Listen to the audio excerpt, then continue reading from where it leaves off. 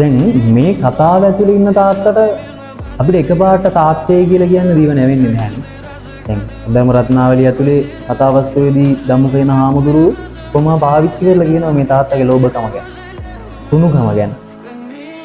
ආයි එළි වෙනකන් හොඳ වෙනකම් ඉන්නවා. අම්මා තමයි ළඟ ඉන්නේ. හැබැයි තාත්තා එළියේ ඉන්නවා. බලාගෙන මොකද උනේ? එහෙනම් ඊළ වෙනතර වඩා වැඩියෙන් වැඩ කරලා අවශ්‍ය කරන දේවල් ටික ගෙනත් දෙන්න. ඒ එහෙම අමුතු එකක්. ගැල්ලම එහෙම ගොඩක් වැඩිපුර දන්නවා මේ කතාව දැන්. අමාරුම දවස් වලට තාත්තා කොහොමද හැසිරෙන්නේ? ගෙදර වැඩ ටික එයා කරනවා. ගෙදර වැඩ ටික එයා කරලා තියෙනවා. කන්න බොන්න ඕන කරන ටික ගෙනත් දෙනවා. එහෙනම් උණු වතුර ටිකද, චොක්ලට් එකද, කන්න ආසම කෑම එක එදාට තමයි අනිවාර්යෙන් ගොඩක් දුරට හම්බෙන්නේ.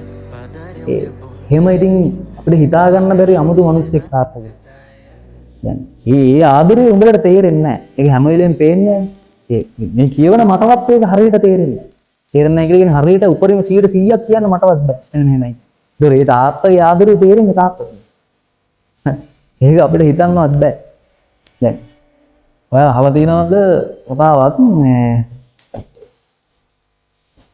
කොන්දොස්තරගේ රුපියල ගැන? කියන්නේ තාත්තගේ ආදරෙත් හරියට කොන්දොස්තරගේ රුපියල වගේ කියලා කතාවක්. තියෙනවා කියලා දන්නවා. ඒ කොන්දොස්තරගේ රුපියල තියෙනවනේ. හැබැයි අපිට කවදාවත් හම්බෙන්නේ තාත්තගේ ආදරෙත් එහෙමනවා. අත්ත විශාල ආදරයක් තාත්තා ගාව තියෙනවා කියලා අපි දන්නවා. හැබැයි ඒක හැම වෙලෙම පේන්නන්නේ. හැම වෙලෙම දෙන්නේ නැහැ. එහෙම තමයි තාත්තා. ඒක ඇවිල්ලා අපිට හිතා ගන්න බෑ. අපිට නෙමෙයි වෙන කිසිම පිරිමියෙකුට ඒ තාත්තා කියන තැනට ලං වෙන්නේ.